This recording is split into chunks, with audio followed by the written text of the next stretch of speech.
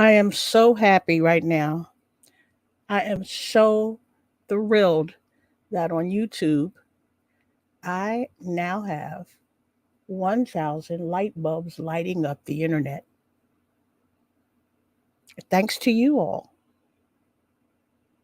Thanks to you all. Um, I'm hoping to get watch hours now. I want you not just I said earlier. I said because I want to, uh, excuse me, create an avenue for memberships, but because I believe that what I am giving to you right now is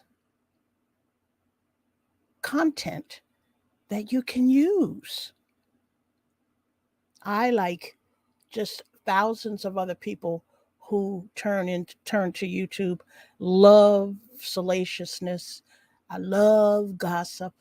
I love people who provide, my buddies who provide that content. But I have a place here too. And the content that I'm giving you is for you to open your minds to our history, the good and the bad and the ugly, and to understand concepts. So, in that, let me begin with my spiel that I put out there every time that I do an essay or a lecture or a discussion. And that is that my name is Dr. Cynthia Elise Smith, for those of you who don't know me. And I am an anti racism, anti white supremacism educator and essayist. And I specialize in essays, lectures, discussions, and presentations with alternative views on race, racist color, racist character, racism, white supremacy, whiteness, blackness, and value. And when I say alternative views, I mean views that are not generally thought of. And I offer deeper, more critical perspectives on these subjects, including the potential implications of wording in this US language that are not ordinarily considered racialized because they may be turned into euphemisms, dog whistles, and might be couched within usually benign contexts. Now, of course, I'm not here to make you change your mind, but I would want you to think critically about the subject matter that I am about to present to you, as usual. And as you think critically, you may be getting to change your own mind. So I want you to understand that this presentation, lecture, essay, and or discussion is designed to make you think, but it is certainly not going to make you feel comfortable. And this one in particular will not make you feel comfortable. But that's the point. So before I begin, however, everybody, all my light bulbs who know me and know how I begin is that I give you a series of definitions to begin to open your mind, to turn on that light bulb. Now, there are three tools that I want you to utilize throughout this essay. I call them the 3 C's of navigating the system of racism and of white supremacy. And the first of these, those who do not know, is comprehension. Comprehension is the most important because it is the essence of understanding what you are saying, being told, writing, or reading, or the ability of your mind to form and craft imagery and concepts from words. Think about that. Think about how important that is. See, when you think about it in those terms, you realize how it is important to comprehend what's being told to you, written, or what you're reading. The next is context.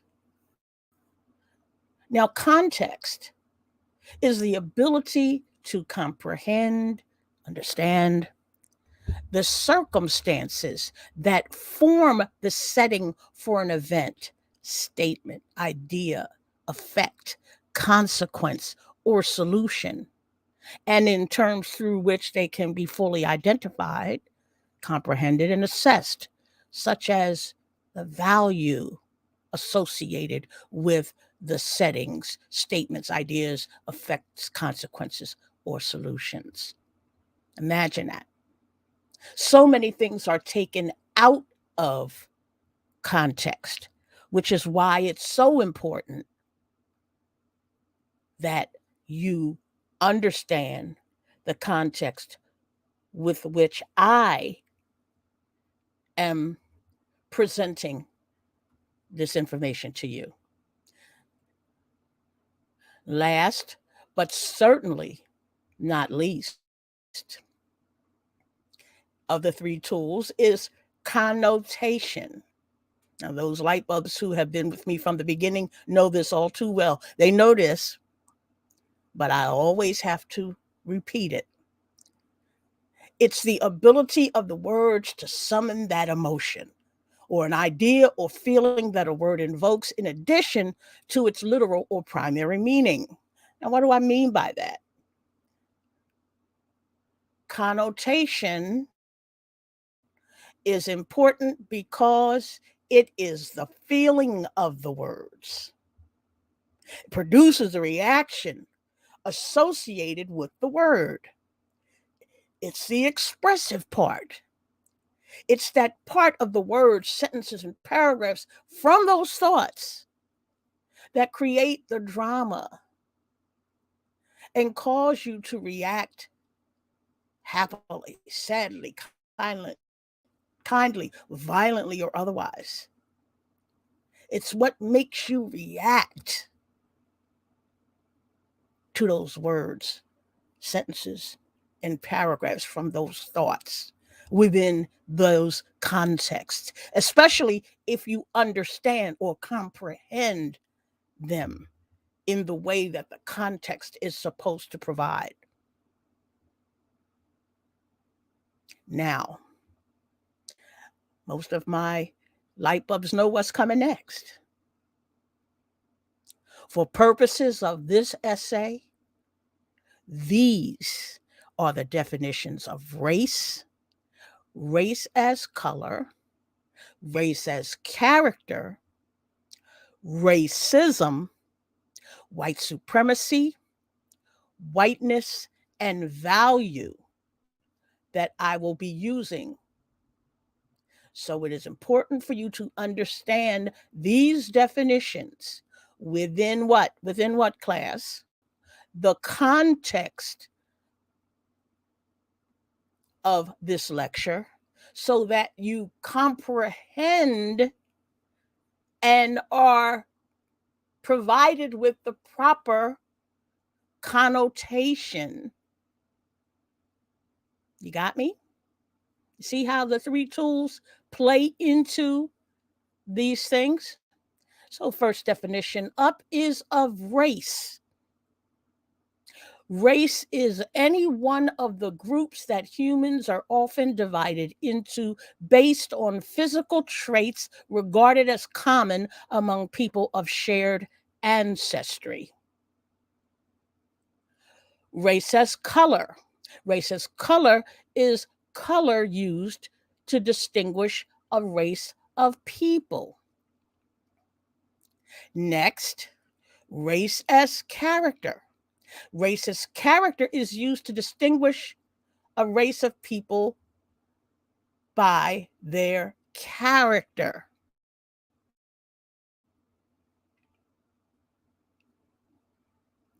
Next is racism. Now, I want you to pay special attention to this. And I always say that it is of the utmost importance that you begin to comprehend racism within this context, especially with regard to the essay I'm about to present to you. You have to understand what racism is. Now, most of my light bulbs know this already because I drill it every single time I'm up here. And for those of you who may be just coming in to class, thank you, thank you, thank you. If you are subscribed, if you're not, subscribe to my channel, to the class, like, and share this essay with people that you believe will benefit from these lessons. Okay, so let's talk about racism. Racism is the systematic subjugation within established institutions in the US. Now, what do I mean by established institutions? I mean education, labor and employment, healthcare and medicine. I mean politics. I mean every institution in the US through structurally designed discrimination and denial of opportunity, equity, equality, and justice built into every institution in the country to control the formerly enslaved and their descendants in perpetuity, meaning forever, which is why we experience it today. Some, what, 100 or over 140 years after the enslavement ended and the enslaved were emancipated. And you need to understand that it is not simply prejudice or bias and those associated behaviors. And this is especially true for this essay today. When you look at that title and you look at those questions that I put up on the board for you, I often give this, I always give this example. Can Black people despise white people? Absolutely. Can Black people hate white people because they are white? Oh, yes, of course. But, and this is a big but, can Black people as a collective suppress the vote, disenfranchise entire populations, ban books by white authors simply on the basis of race, change history to sanitize it for the comfort of Black people, deny the very system was created in the first place in the face of overwhelming generational evidence that persists to this day. Think about that. What do you think is the answer to that? What's the answer? The answer is no. That is exclusively whiteness at work, using the mechanisms of racism. Mechanism, systematic subjugation at work, using the mechanism of racism as that unbleached definition I provide to you every time I'm on describes.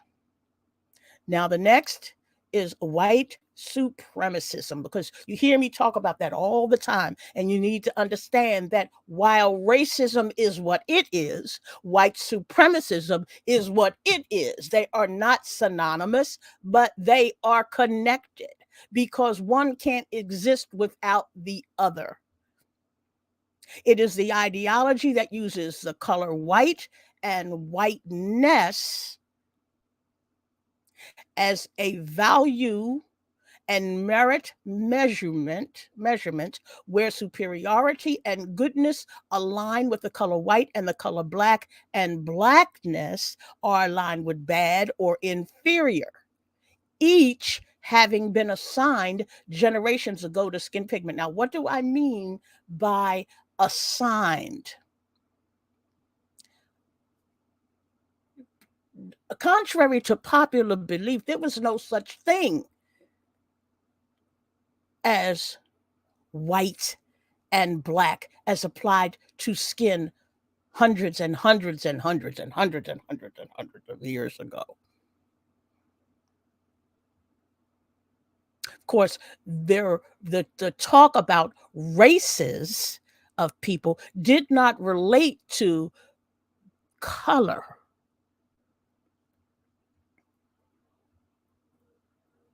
When the African enslaved people arrived onto the shores of the new colonies, it was important to differentiate them from the other classes of people.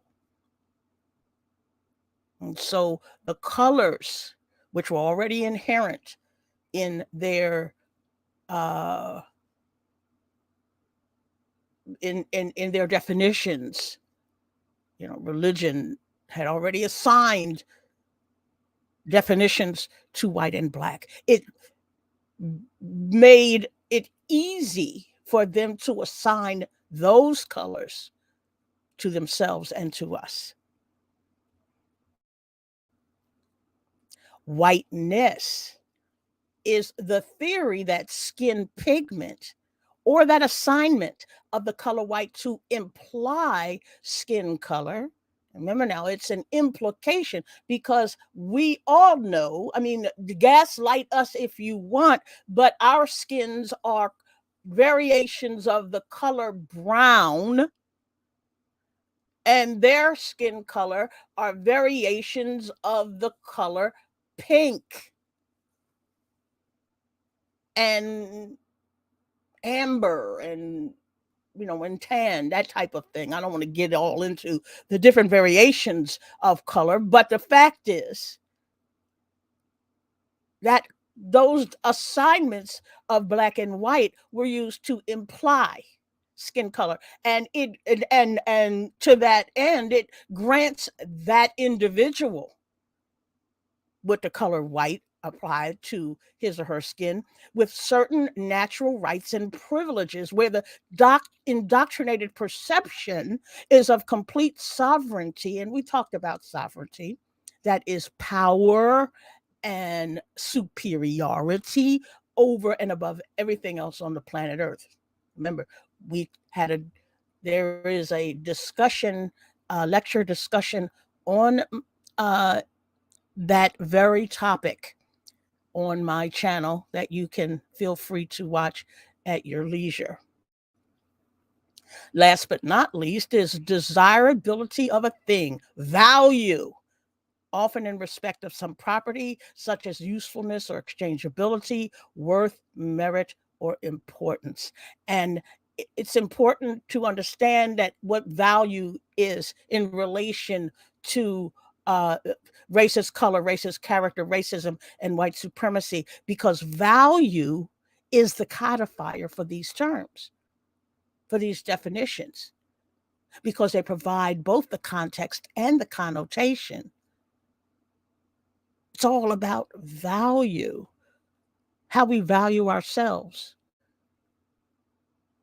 based on those contexts. So it provides you with better comprehension of each. Now, today's essay is entitled, If the Average White Person Doesn't Hate Black People, Why Does Racism Persist?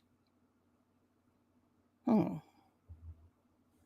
This is not to be confused with the essay that I did on why do white people hate black people so much. That is also an essay on Medium that you can read, or as a video right here.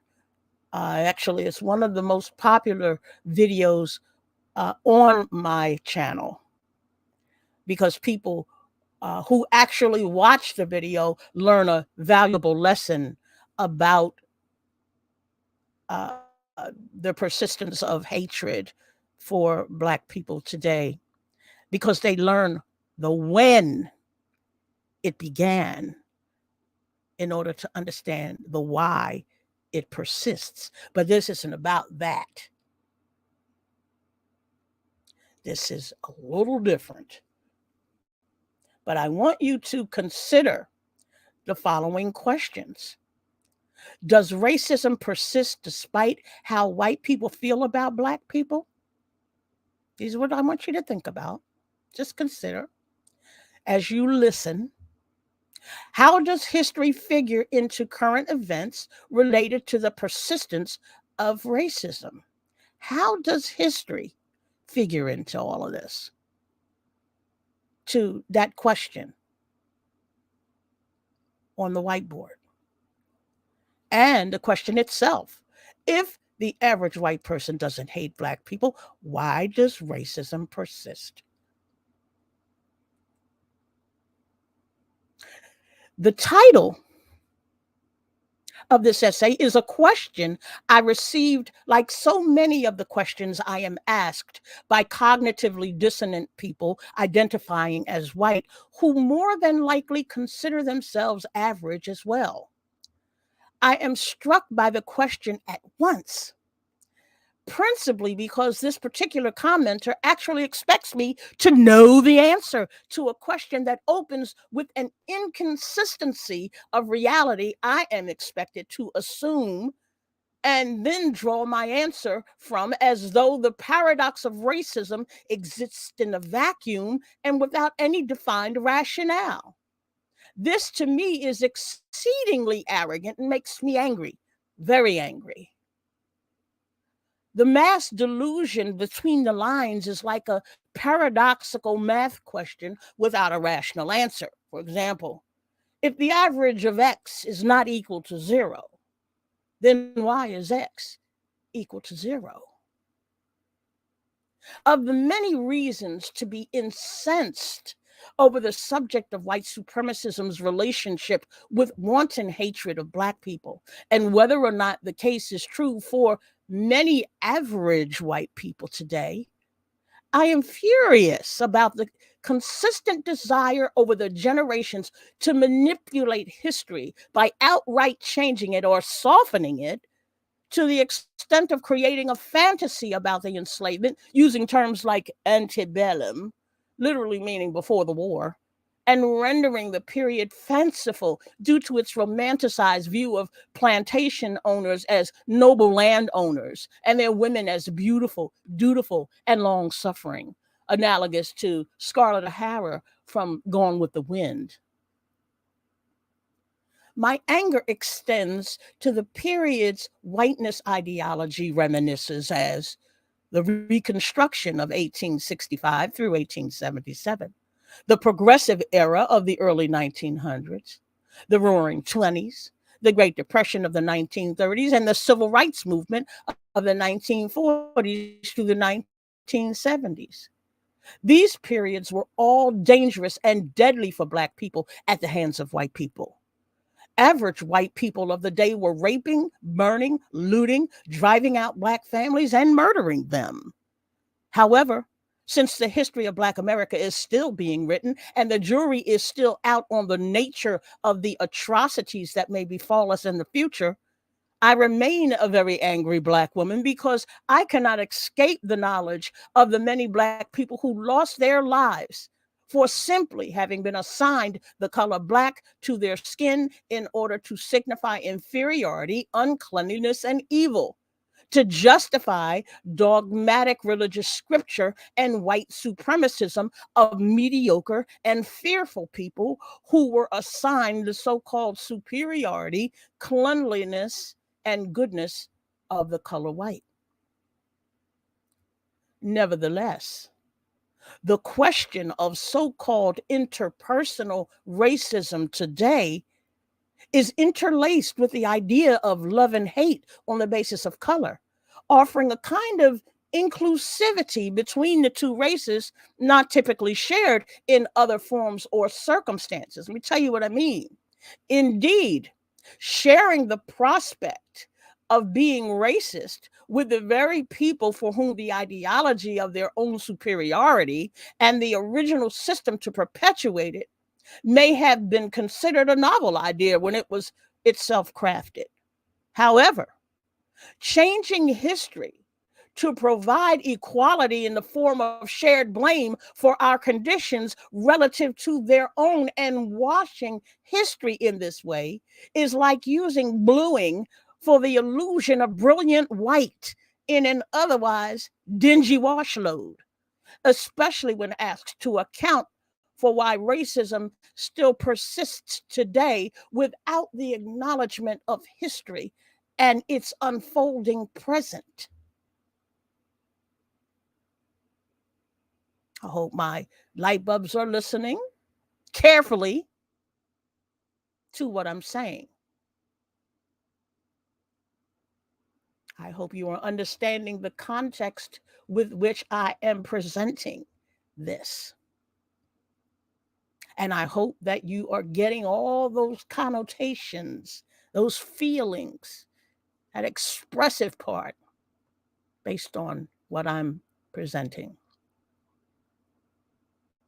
The dichotomy of emotions with which I find myself, however, is in my anger and hatred of whiteness and its ideology of collective evil, and how that anger immediately dissipates by individualizing those who freely identify as white and with whom I love and care within my wide circle of family of friends. Now, it isn't as though it's difficult to do because it comes easily, as I know it does for many Black people who have white friends, family, and acquaintances.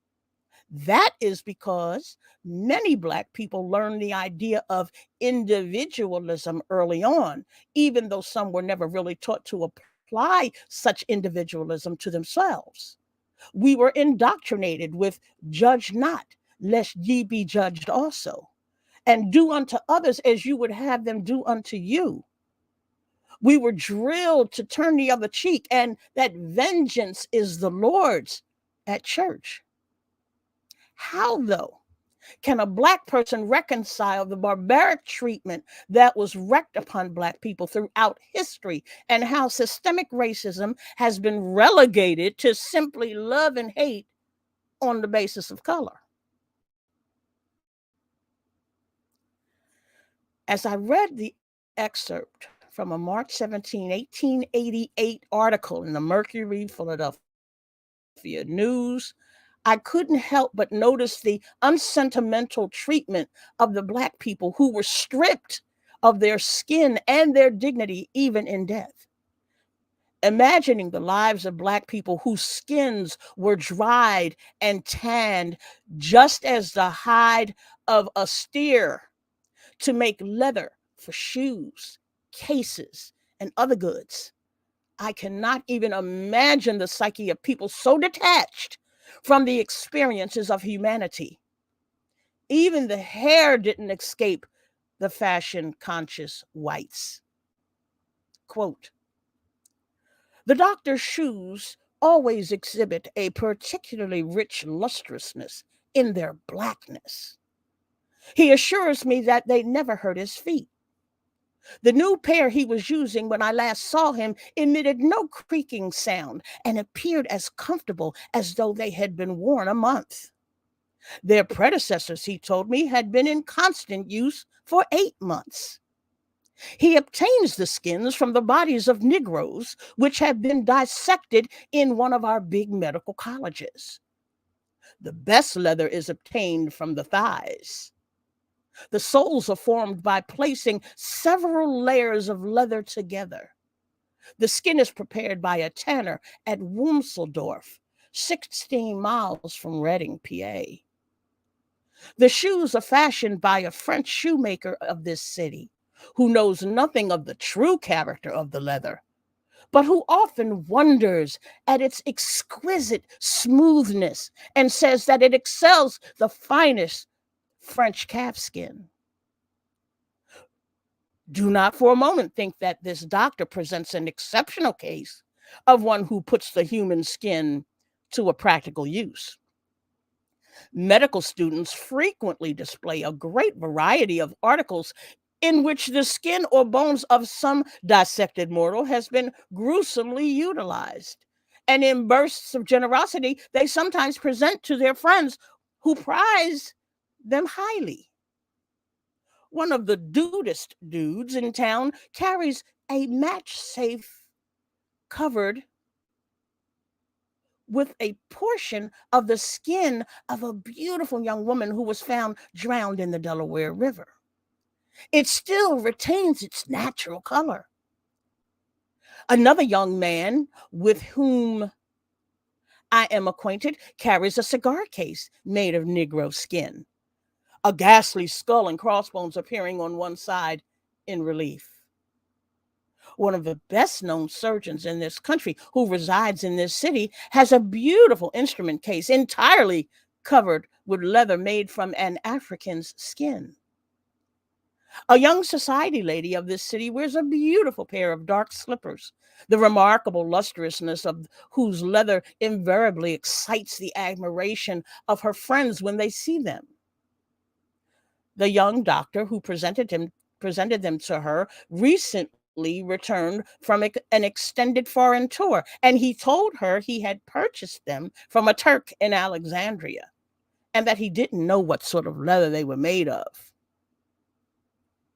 But he supposed it was the skin of some wild animal.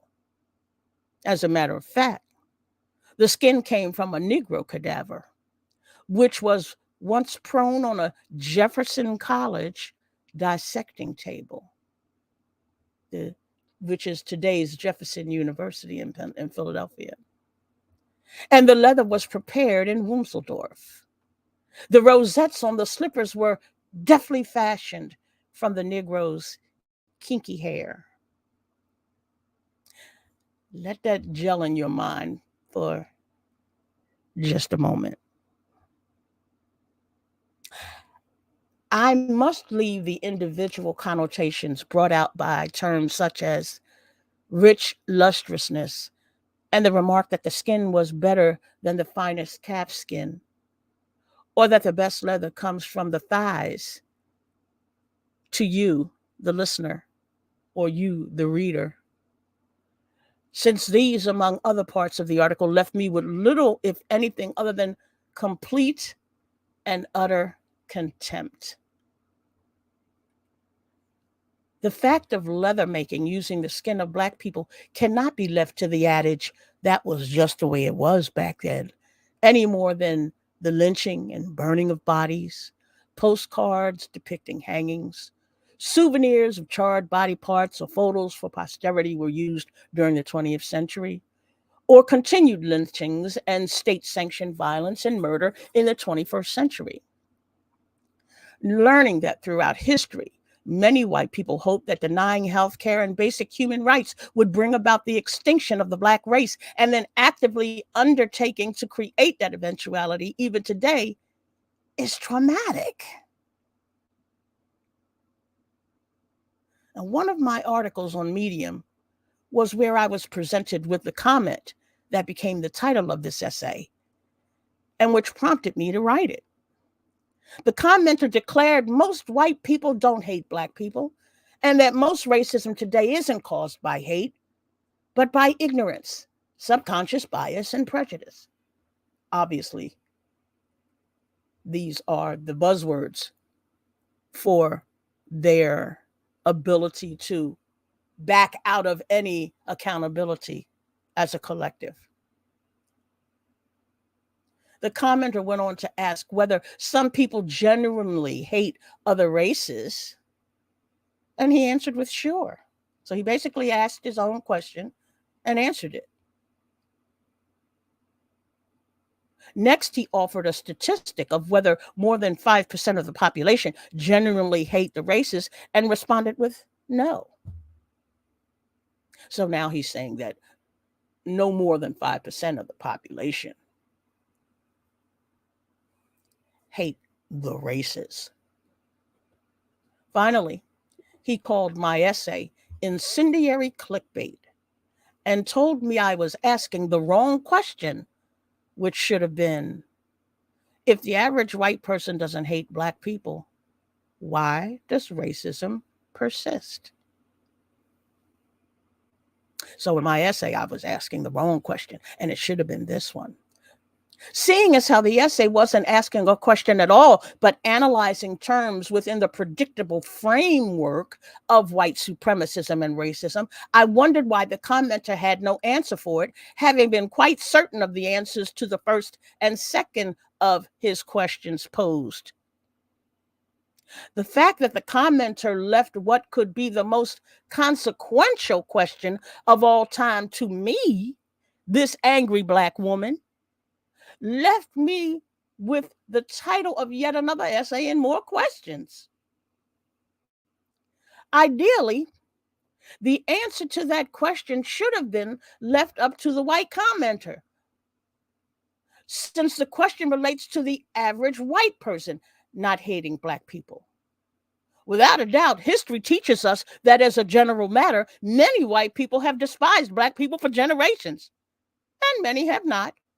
But all have benefited from the system designed by white people to deny and discriminate against Black people. One would have to guess that whether I am liked by white people is insignificant unless they have the power over my life and death. Should I assume the young white medical students had to hate the dead Black bodies desecrated to make leather goods? Is it reasonable to believe the doctor referenced in the article hated Black people? Quote, is this downtrodden African still beneath your feet? In the most matter-of-fact way and without the shadow of a smile, he answered, I suppose you mean to inquire if I still wear shoes made of the skins of a Negro. I certainly do. And I don't propose changing in that respect until I find a leather that is softer and will last longer and present a better appearance. I have no sentiment about this matter. Were I a Southerner, in the American sense of the word, I might be accused of being actuated by race prejudice. But I am a foreigner by birth, and although now an American citizen by naturalization. I fought in the rebellion that the Blacks might be freed. I would use a white man's skin for the same purpose, if it were sufficiently thick, and if anyone has a desire to wear my epidermis upon his feet after I have drawn my last breath, he has my ante-mortem permission. End quote. The doctor was a foreigner by birth and naturalized as an American. It would appear he fought for the Yankees in the Civil War. He even declared he would use the skin of a white man if it were sufficiently thick enough. But of course, as some white medical professionals believe, even to this day, black skin is thicker. He certainly loved his Negro leather shoes. Are black people supposed to dismiss 400 years of animus and 146 years of institutional systemic racism, choosing instead the notion that only 5% of the white population is perpetuating the system and maintaining the ideology of white supremacism? No. Does hatred figure well into racism? Yes. Is it the only prerequisite for racism's denial and discrimination? No. For example, throughout my career, my various bosses thought very highly of me. They loved me. Did that translate into increased opportunity, equity, equality, and a raise in salary in the workplace? No. I am positive there are many Black people with stellar relationships with their bosses, but racism gets in the way of promotions and adequate raises in pay. I am angry. I hate whiteness. I deplore what the ideology has done to the world. And remember, what did we call whiteness? What is whiteness? Whiteness is the theory. It is not the person. It is the theory that skin pigment or the assignment of the color white to imply skin color grants the individual with certain natural rights and privileges, where the indoctrinated perception is of complete sovereignty over and above everything else on the planet Earth. Okay? So when I say that I hate whiteness, I hate that theory. I deplore what the ideology has done to the world and the United States in particular, fooling average white people into thinking love could end racism. In my view, racism persists because white supremacism persists. White supremacism persists because average white people benefit from the perpetuation of the system of racism in all areas of human activity. Let me repeat that. Racism persists because white supremacism persists. White supremacism persists because average white people benefit from the perpetuation of the system of racism in all areas of human activity. As long as white people continue to bleach their own history relative to their treatment of Black people, believe in their own aggrandizement, their belief in their supposed God given sovereignty, and follow their bootstrapping and meritocracy myths, they will always believe they earned these tangible and intangible benefits and that Black people just don't measure up. Measurement, value.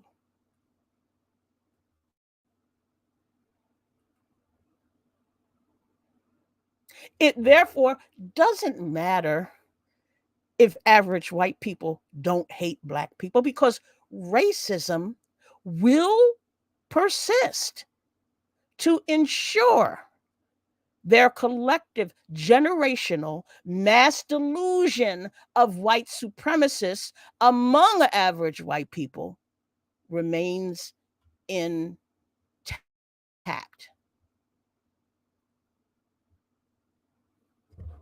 And that brings me to the close of yet another essay for you. I was excited to finish this essay. I still haven't even put it up on Medium yet because I wanted to bring it to you first. I was so proud of the accomplishment of the 1,000 light bulbs that I wanted to finish this essay that I began in the early part of October. Took me a month basically to write this essay, and it was funny because September I wrote 5 essays. I'm so happy right now. I'm so happy right now because it appears I have a number of people in the chat that I didn't have before. And I'm very proud of that. I see some names that I remember and some names that I don't. Remember to subscribe to the channel if you're new. I want to take this opportunity to shout them out, and I'll do that right now. Jay Goody, how are you? Welcome. My girl Rosetta Brooks, happy birthday when you had your birthday. I hope you enjoyed it. I hope you enjoyed it. Regina Snow, hi there. Hi, Regina. Emily Todd, you sound unfamiliar. I'm happy to see you here. Welcome to class. I hope you benefited from this essay. See, Food Chill. So glad to see you back. I missed you. I really missed you. Aries 1. Night Charm. Oh my God. Sam. Oh my God. I am so excited. I am so excited. These are all familiar names, people that I have come to really like. I mean, really like. Thank you so much for coming into class today. Thank you so much. Now, I'm not sure whether anybody is interested in coming into to coming up onto a panel today, but I will do what I usually do and put the StreamYard share up here for you. If you'd like to come up, if you have any questions that you want to discuss. I see here where Emily Todd said the original Bible is a manual for bloodline that is now acknowledged to be Black people. Bible is about Black people and ancient Black family origin. That very well may be the case.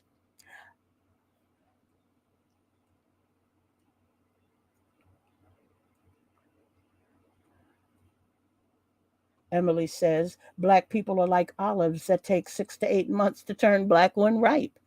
Olives start out green if allowed to ripen. Olives turn red, then brown, then purple, then black color when ripened. Very true.